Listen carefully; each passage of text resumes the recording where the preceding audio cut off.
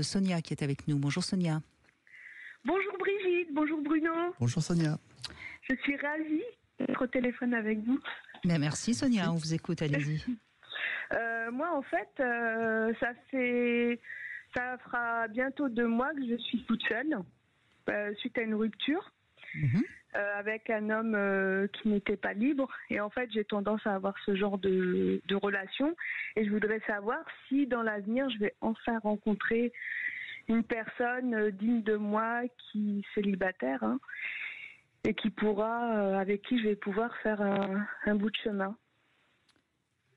Alors, je peux me permettre. Moi, j'adore écouter les gens. La voix est un tel vecteur intuitif en général. Sonia, bon, déjà, moi, ce que j'aime dans votre voix, c'est la sincérité. Vous avez vraiment envie de faire quelque chose, une vraie construction, vous, dans votre vie, c'est clair. Mais ce qui apparaît aussi, c'est que ce que vous nous racontez, c'est donc de la récurrence. Vous avez déjà rencontré des gens qui n'étaient pas libres, avec qui vous avez eu des histoires. Donc là, on touche ce qu'on appelle le cahier des charges émotionnel. Est-ce que quand vous vous regardez dans la glace, vous vous dites « je veux tel personnage avec tel cahier des charges et si ce n'est pas ça, je ne le ferai pas ». Est-ce que ça, vous le mettez en place aujourd'hui ? Aujourd'hui, je commence à travailler dessus. Mais c'est effectivement avant, non, en fait, c'était mon côté, on va dire... Enthousiaste, on va dire. Exactement, enthousiaste, où en fait, je voyais le positif partout. Et maintenant, je me rends compte que, ben oui, c'est bien beau d'être enthousiaste, mais... Et puis voir toujours le côté positif partout. Déjà, il y a une chose très simple, Sonia, c'est si vous rencontrez un homme et qu'il n'est pas libre, il ne faut pas commencer l'histoire. Il faut un cahier des charges super précis. Tout à fait. Ça, c'est il n'est pas libre, au revoir. C'est aussi simple que ça. Et je crois que vous êtes à la croisée des chemins, justement, à ce niveau-là. Mais vous êtes optimiste ou vous étiez, à l'époque, quelqu'un qui avait peur de ne pas être aimé ?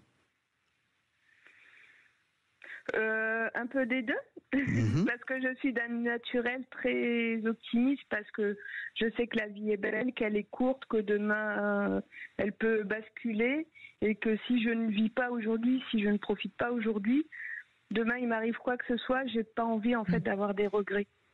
Vous auriez pu vous dire finalement mieux vaut un homme marié que pas d'homme du tout ? C'était un peu ça votre discours ?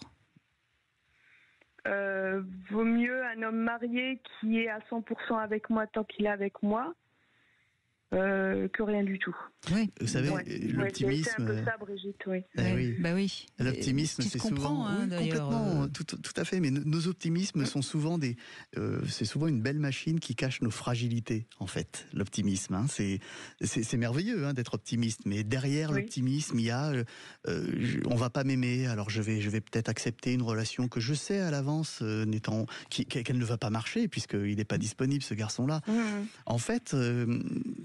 je crois qu'il faut commencer, d'après moi, intuitivement, par déjà plus vous aimer et faire en sorte de vous dire que vous êtes aimable. Que vous méritez un homme qui vous aime, vous, et qui soit libre. Avec une telle voix, ça ne peut que marcher, en plus. Merci. En fait, ce que je pensais, je me disais, effectivement, maintenant que vous me dites ça, ça fait tilt dans ma tête, c'est que si un homme me voit plutôt que sa femme, c'est que j'ai de la valeur. Mais vous avez de la valeur toute seule déjà ? Non, mais c'est intéressant ce que vous dites, parce que évidemment, ça vous renvoie à comment vous évaluez, et vous évaluez forcément par rapport à votre histoire familiale. Donc là, il y a quelque chose à... Est-ce qu'on va investir sur moi, en fait ? Ben oui, parce qu'on n'a pas beaucoup investi sur vous quand vous étiez une petite fille. Tout à fait. Si je peux vous faire une confidence, à chaque fois qu'un homme m'offre un cadeau, je vais sur Internet, je regarde combien il l'a payé. Et oui, parce que la valeur qu'il met dans le cadeau montre la valeur qu'il vous porte. Ouais, ça, c'est un automécanisme. Alors, c'est génial parce que vous savez ce qu'on dit en psychologie.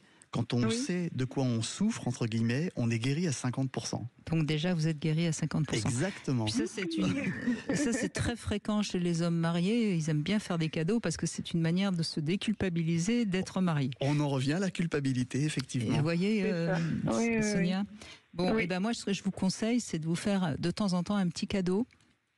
Et puis comme ça, vous allez augmenter votre valeur à vos propres yeux. Vous venez de me l'enlever de la bouche, Brigitte. Désolée. Non, mais j'adore. Je vais m'offrir plein de cadeaux, en fait. Eh bien, oui, vous avez bien raison, vous les méritez. Complètement. Exactement. Avec un meilleur cahier des charges et quelques cadeaux réguliers, votre vie va prendre un autre virage, c'est quasiment évident. Merci beaucoup, voilà. Je suis heureuse. Vous avez eu raison de nous appeler, en tout cas, Sonia. Puis moi, je suis ravie parce qu'on termine par un beau message positif. Absolument. Et c'est fou. Merci beaucoup. C'est fou d'ailleurs. Justement, c'est bientôt Noël. Oui. Essayons de ne pas calculer la valeur du cadeau, mais la symbolique du cadeau.